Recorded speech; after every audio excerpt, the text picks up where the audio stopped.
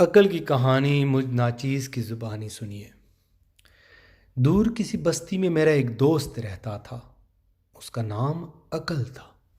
ایک دن خواب میں اس نے ایک جل پری دیکھی تو وہ اس کے عشق میں گرفتار ہو گیا۔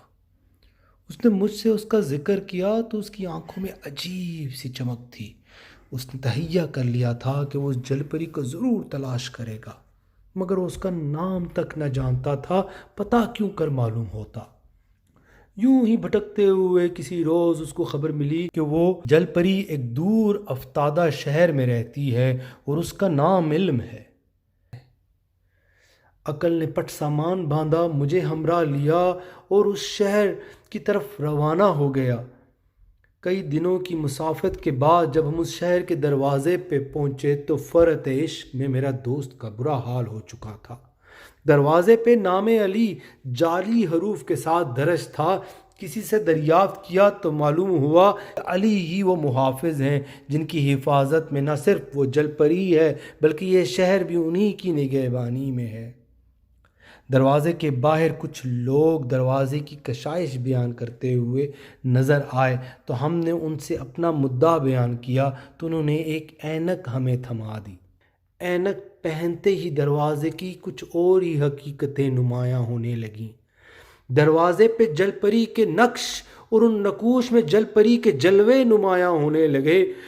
میرا دوست عقل نے اینک پہن اس دروازے پر ہی اپنی عقل پر بند باندھ دیا اور جل پری کی تلاش وہیں موقوف کر دی اور اس علی کو ہی علم سمجھ لیا اور انہی کی صدا پہ اپنی سماعتوں پہ کفر اور اپنی آنکھوں پہ گہرے پردے لٹکا دیے اور اسی دروازے کا مجور بن بیٹھا اور ان کی آواز کو بھی نہ سن سکا جو کہہ رہی تھی کہ عقل پہ اینک لگی ہو تو عشق بھی باطل اور عشق علم سے خالی ہو تو ہر عمل گناہ ہوتا ہے۔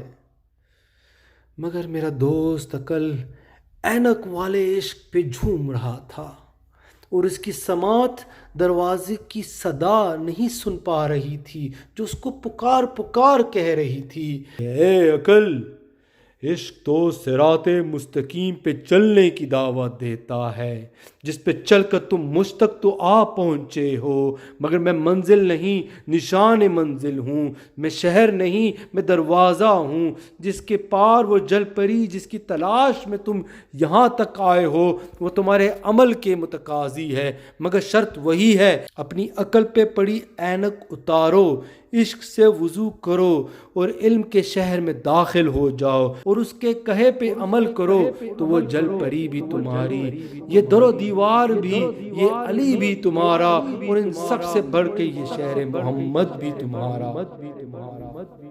مگر عقل کو شعور کی ابھی اور مسافت طے کرنا تھی اور علم کے حصول کے لیے عقل کو اینکوں سے آزاد ہونا تھا، اور یوں میری کہانی کا آغاز ہوا تھا۔